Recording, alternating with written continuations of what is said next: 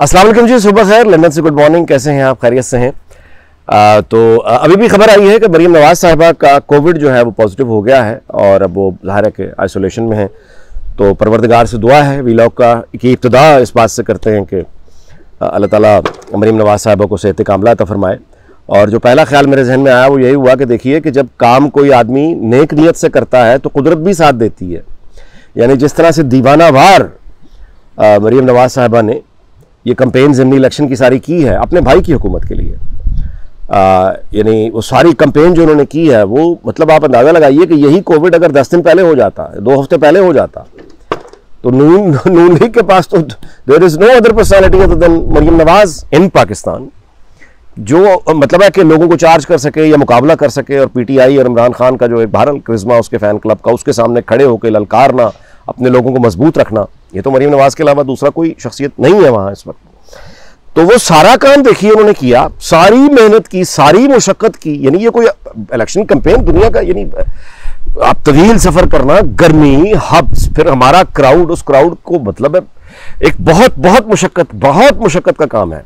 यानी सारा आराम हराम, कोई सेहत का ख्याल नहीं, कुछ नहीं, वो सारी मुशक्कत उन्होंने करके, यानी जिस तरह पहले 2018 में दोनों बाप बेटी आए, खुद जेल, पार्टी को जुटा दिया, जिसकी वजह से पार्टी आज पावर में है। अब फिर वही कि ज़िमनी इलेक्शन हो रहे हैं तो सारी जान उसने लगा दी है मरीम नवाज ने। और यानी एक बीमारी तो खैर लिखा होता है मुकद्दर में, हुई तब है जब अपना काम उसने कर लिया था। यानी आज के बाद तो वैसी सियासी सरगर्मियों की इजाज़त नहीं है।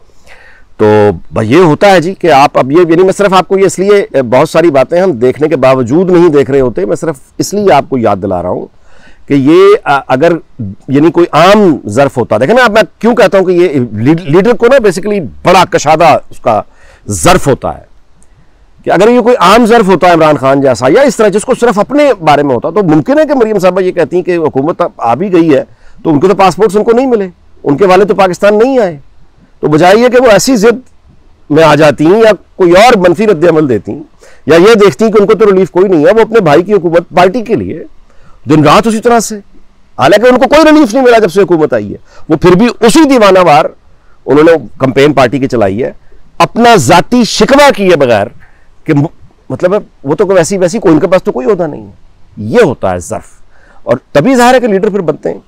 अब आप यहां पे मैं आपको इसकी मिसाल दूंगा, मिसाल के तौर पर इसहाक डार साहब हैं, अब उन्हें क्या मिला है, लेकिन जैसा मैं पहले मुस्तकिल बंदा काम में लगा हुआ जुटा हुआ, मेरी कभी उनसे बात होती है तो मैं, यानी कभी मुझे कभी किसी बात पे कोई फ्रस्ट्रेशन हो जाए, जैसे कमेंटेटर किसी को हो सकती है कि ये अच्छा टीम नहीं खेल रही है या ये एनवायरनमेंट ठीक नहीं है, ये वो नहीं हो रहा, मतलब आपको ये रिलीफ नहीं मिल रहा वगैरह वगैरह, वो नहायत शफकत से सुनते रहते हैं और कहते हैं कि मनीक साहब बातें ठीक हैं लेकिन ये वक्त लड़ाई का नहीं है, हमारे साथ ज्यादती हुई लेकिन हम बदला नहीं लेंगे।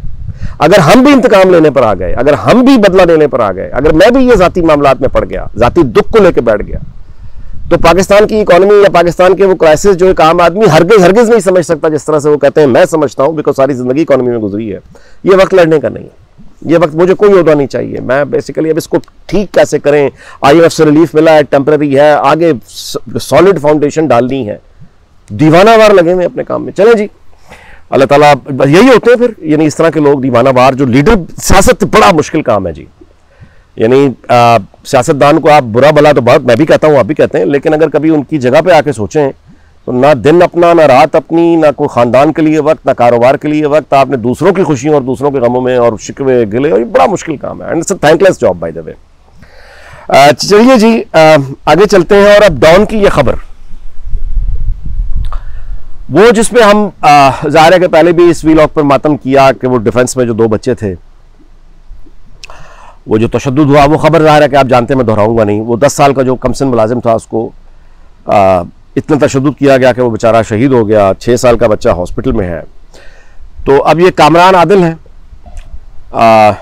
डॉन की इस रिपोर्ट में बताया गया है, कामरान आदिल DIG इन्वेस्टिगेशन, और अब पुलिस ने सारा ट्रेस किया है तो मालूम ये हुआ है कि जो चीज़ निकली है बीच में से जहालत की, वो जहालत ही वैसी ही हो सकती थी। उस जहालत पर मैं आपकी तवज्जो दिलाना चाहता हूँ। वो जहालत है पीरी मुरीदी। इसके अंदर से निकला क्या है? पीरी मुरीदी।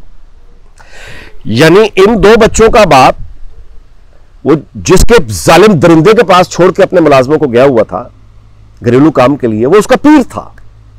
वो पीर ने कहा था कि ये अपने बच्चे, अब ये बात यहां खत्म नहीं हो रही, इन 2 बच्चों की एक और बहन है 7 साल की, और इस पीर ने उस 7 साल की बच्ची को भी छुपा के घर में रखा हुआ है, जो पुलिस की इस रिपोर्ट में तफसील पढ़ लीजिए।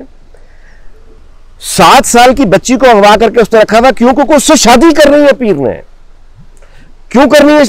नाबालिग बच्ची से शादी को करनी है क्योंकि उसके पीर ने, उस पीर के ऊपर वाले पीर ने उसे कहा हुआ है कि अब तेरे लिए बरकत का जो है वो रास्ता ये है कि एक नाबालिग बच्ची से शादी कर। तो उसने आगे अपना जो मुरीद था, उस मुरीद को उससे औलाद मांग ली, तो मुरीद ने औलाद दे दी, 2 बेटे पीर को वहां रखवा दिया, 7 साल की बच्ची दे दी। अब आगे उस पीर ने उसके साथ जो सलूक करना है, एक को तो मार दिया और बच्ची से शादी करके मार दे रहा था, 7 साल की बच्ची। ये होती है पीरी मुरीदी। अब आप अंदाजा लगाएं कि ये मजहब फरोश दरिंदे, इनकी हुलियां देखें। जैसे वो स्टेज एक्टर और टीवी एक्टर्स फिल्मों में यानी गेटअप लगाते हैं ना, कभी दाढ़ी लगा देते हैं, कभी सफेद विग लगा ली, कभी ये कर लिया, कभी ये वो दरिंदे हैं जो मजहबी लोगों का रूप धारते हैं, उन जैसे कपड़े पहनते हैं, दाढ़ियां रखते हैं, यानी उस तरह की। इनको देखकर अगर आप इस तासुर में आ जाने को कोई मजहबी आदमी जा रहा है तो आप यानी बदतरीन दर्जे पे हमाकत का शिकार होंगे, क्योंकि वो एक मदारी है। फर्क देखें और मतलब जुल्म देखें, आदमी हक्का बक्का रह जाता है कि जिन जाली पीरों, जादूगरों, इबलीस के नुमाइंदों, शैतानों के खिलाफ इस्लाम एक इनकलाब बनकर आया था, और इन जादूगरों को और इन पीरों जालू को इनको उठा के मतलब इनके जालिमाना निजाम को पुड़ा के फेंक दिया था और कामयाब हुआ था इस्लाम जो इनकलाब आया था।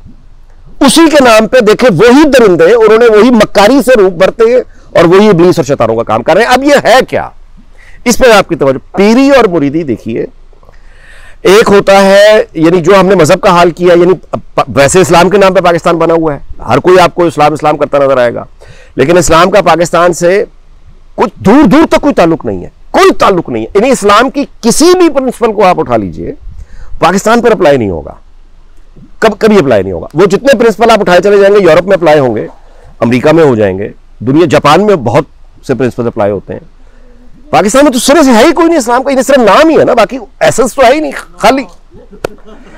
उसी तरह से जो स्पिरिचुअलिज्म है, सूफीज्म, ये भी जाली ब्रांड है पाकिस्तान में सारा। इन्होंने यानी जिस तरह इस्लाम को मुसलमान ने पाकिस्तान के मुसलमान ने जो इस्लाम के साथ सलूक किया, वो हमारे ये जो जाली डब्बा पीर हैं, इन्होंने स्पिरिचुअलिज्म के साथ किया। अच्छा, अब इसकी जो तफसील है, सूफीज्म एक्चुअल क्या है, वो तो फिर ये है कि आप अगर खुद पढ़ना चाहें तो मैं एक इमाम गजाली की मिसाल के तौर पे उनकी किताब है आयाउल उलूम, अच्छा उर्दू में दस्तयाब है, और अपने स्मार्टफोन पे पढ़ लीजिए, PDF आपको मुफ्त फ्री में मिल जाएगी, वो पढ़ लीजिए तो आपको एक्चुअल स्पिरिचुअलिज्म का कुछ आइडिया हो जाएगा। मजीद समझना चाहते हैं तो फिर जावेद अहमद गामदी के बहुत अच्छे लेक्चर्स हैं स्पिरिचुअलिज्म पे, सूफीज्म पे, वो आपको पूरी तफसील से, कई घंटे लगेंगे लेकिन वो आपको फिर फाइनली समझ आ जाएगा। तो जो एक स्पिरिचुअलिज्म एक्चुअल है, जो कि हिंदुओं में भी है, बुद्धों में भी है, यहूदियों में भी है, ईसाइयों में भी है, मुसलमानों में भी है, हत्ता के दहरियों में भी है, ये एक और चीज है। लेकिन इसके नाम पर पीरी फकीरी के नाम पर डब्बा। अच्छा, अब इसका जो तरीका हमारे यहां इतना ये भयानक रास्ता है इब्लीस का, इसमें कहा यह जाता है जी कि पीर ने अपने मुरीद को जो कह दिया, पीर का हुक्म आखिरी है। यानी इसमें शायरी करके बताया जाता है कि पीर ने अगर मुरीद को यह कहा है ना कि शराब का प्याला पी जा, तो मुरीद का यह काम नहीं है कि वो ये सोचे कि इस्लाम में शराब हराम है। उसका पीर उसे कह रहा है कि शराब का प्याला पी जा, तो शराब का प्याला मुरीद ने पीना है, सोचे समझे बगैर पीना है। यह मुकम्मल अतात का नाम है। पीर और फकीरी जो मामला है, इसमें मुकम्मल अतात मुरीद से मांगी जाती है कि मंजिल तुम्हें नहीं मिलेगी जब तक तुम अपनी सुपुर्दगी मुकम्मल नहीं कर दोगे अपने पीर को। तो पीर वो इम्तिहान लेगा फिर तुम्हारे, और पीर ये इम्तिहान लेगा, जिल्लतों के इम्तिहान जो मुरीद देता चला जाएगा, और उसके बाद फिर आखिरी में कहीं जाके तुम्हें वो मंजिल मिल जाएगी, जन्नत मिल जाएगी। अब ये जो कॉन्सेप्ट है, मुझे बताइए शिर्क और क्या होता है, यानी अल्लाह के साथ किसी को शरीक ठहरा देना और क्या होता है मेरे भाई। अगर आप एक इस तरह का पीर जो आपको ये बता रहा है कि फला कपड़ा पहनो या फला लगीना पहन लो, या अपनी औलाद मेरे हवाले कर दो, या बीवी मेरे हवाले कर दो, या अपना कारोबार मेरे हवाले कर दो, या कल तुमने ये करना है, परसों तुमने वो करना है, और शरीक और क्या होता है, मतलब मुझे समझ नहीं आती। एक तरफ से हम कहते हैं जी हमें खत्म नबूवत पे बड़ा ईमान है, तो दूसरी जानिब ये पीर फिर क्या कर रहे हैं, इतना कंफ्यूज। नहीं, आप जुल्म देखें कि अब इस पीर ने, बदबख्त ने, उस मुरीद को ये कहा कि मुझे औलाद ला दे, उसने अपनी चूंकि मुरीदी साबित करनी थी, सच्चाई, वो औलाद को पकड़ा के चला गया। वो पुलिस हैरान है, इस रिपोर्ट में पुलिस हैरान है। वो कहते हैं कि इसका बाप आ ही नहीं रहा, उसका बच्चा मर गया है, टीवी अखबार हर जगह चर्चा है, दूसरा वहां पड़ा है, 7 साल की बच्ची रिकवर हो गई है, बाप अभी तक को फॉर्मल कंप्लेंट करने भी नहीं आया, क्योंकि उसने उस पीरी और मुरीदी में उसने तो अपना मजहबी फर्ज अदा किया हुआ है जन्नत कमाने के लिए।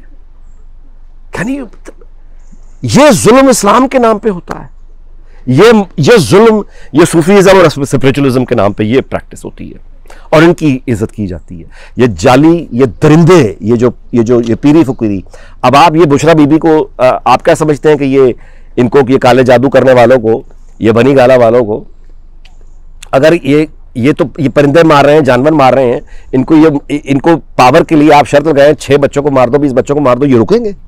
ये कत्लेआम करवा देंगे अपने मुरीदों में से, और मुरीद भी ऐसे जो खुदा के अपनी औलादे हवाले कर देते हैं कि मार दो। ये इतना भयानक काम है, पीरी और मुरीदी, ये तस्बीह के फ्रॉड, ये। और आपको मैं बताऊं कि ये लानत पाकिस्तान में ऐसी ऐसी जगह पर फैली हुई है कि आदमी हैरान हो जाता है। मतलब ये पीरी फकीरी, पुलिस में आला तरीन ओहदेदार, मीडिया में ओनर्स, अब तो ऐसे ऐसे मतलब जाहिल लोग, हमारे यहाँ जो टीवी न्यूज़ चैनल चलते हैं, उसका मालिक एक डस्का में कोई पीर है, उसका मुरीद है, एक वो गुजर खान में बैठा। मतलब ये इतना खुलेआम ये जालिमाना काम होता है पीटीआई की आला तरीन सतह पर, ये लोग बैठे हुए हैं, ये पीरी और मुरीदी, ये बुशरा बीबी जो काम करती है वो ये है, कब्रों को सजदे, ये वो शिर्क शिर्क शिर्क। और अबव ऑल के पीर ने जो कह दिया मुरीद ने वो करना है। उसने ये नहीं सोचना कि अल्लाह और उसका रसूल क्या कह रहा है, उसने ये देखना है कि उसका पीर क्या कह रहा है। पीर जो कहेगा उसने मुरीद ने वो करना है। एंड यू कॉल दिस इस्लाम यार? Can you call this Islam? Can you call it by the way any Abrahamic religion? क्या यानी कौन सा वो आप इसे, ये मजहब हो सकता है? ये शैतान के रास्ते हैं, ये इब्लीस के रास्ते हैं, ये काले जादूगर, ये जाली पीर, ये वो आदमी जो ये कहता है कि तुमने, यानी पीरी और मुरीदी, यानी पीर जो कह रहा है सिर्फ उसको सुनना है, अल्लाह और उसका रसूल क्या कह रहा है ये भूल जाओ। इस रास्ते पे चलने वाले लोग, और ये दाढ़ियां रखते हैं, ये फिर ये, और ये इनके अंदर इनके ये होता है। 7 साल की बच्ची रखी हुई है, क्योंकि उसके पीर ने उसे कहा है तू नाबालिग बच्ची से शादी कर, उसने अपने मुरीद से कह दिया, वो सारी बात उसे देकर चला गया। ये जहालत। तो इस दुआ पर वीलॉग खत्म करते हैं कि एक अज़ाब तो क्यों है नहीं हमारा।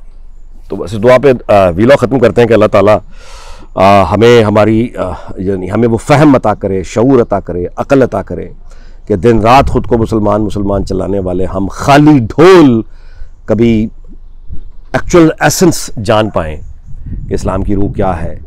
और तफसील तो छोड़िए, बुनियादी अहकामात ही कम से कम समझ लें, मरकज़ी अहकामात क्या हैं, और इन फ्रॉडी पीर या ज़ालिमों से हमारी जान छूटे। अच्छा जी, अगले व्लॉग में आपसे मुलाकात होगी। अल्लाह ताला पाकिस्तान को, उसके हमसायों को, पूरी दुनिया को शाद और आबाद रखे। अपना बहुत ख्याल रखिएगा। अल्लाह हाफ़िज़।